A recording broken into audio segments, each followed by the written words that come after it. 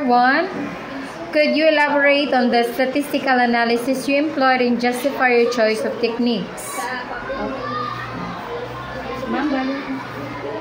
We use descriptive statistics, means frequency or percentage, to assess overall acceptance levels and demographic patterns. Next question. How did you ensure the validity and reliability of your data collection methods? Validity and reliability were adapted through several parts. First, survey questions were adapted from validated instruments used in similar studies on social acceptance and in inclusion. Second, pilot testing. Pilot testing was conducted to ensure clarity and relevance of questions.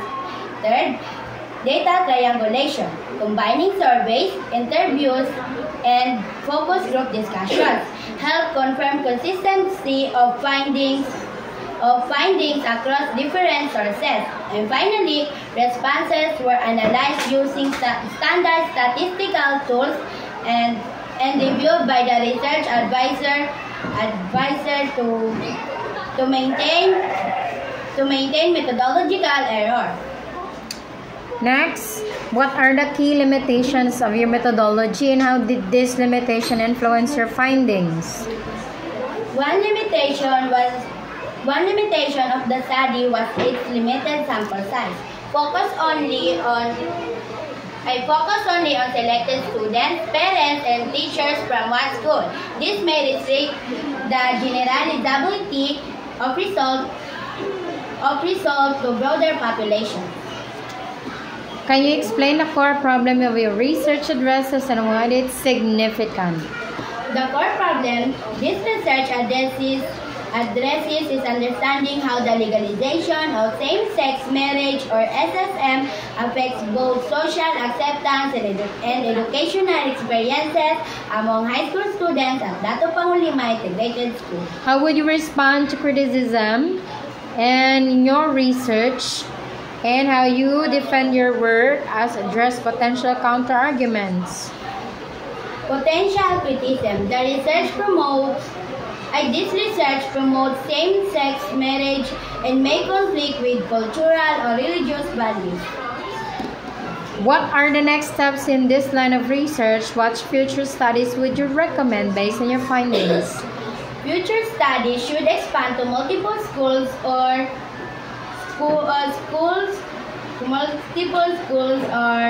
regions to improve generalizability. Okay, next would be, what are the practical implications of your findings and how might they be applied in the real-world settings?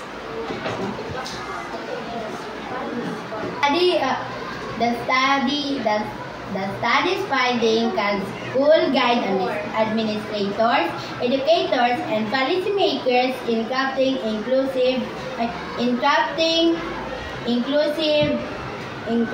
inclusive programs and policies. Next,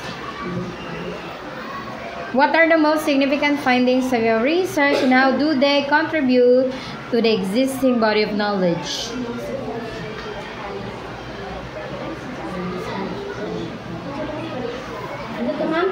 The research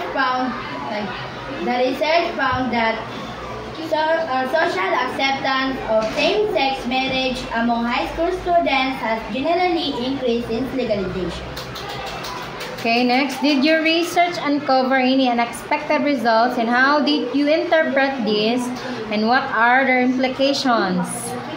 An unexpected result was that some non-LGBT students expressed confusion rather than opposition toward SSM topics, indicating a lack of awareness rather than outright prejudice. Okay, thank you and congratulations.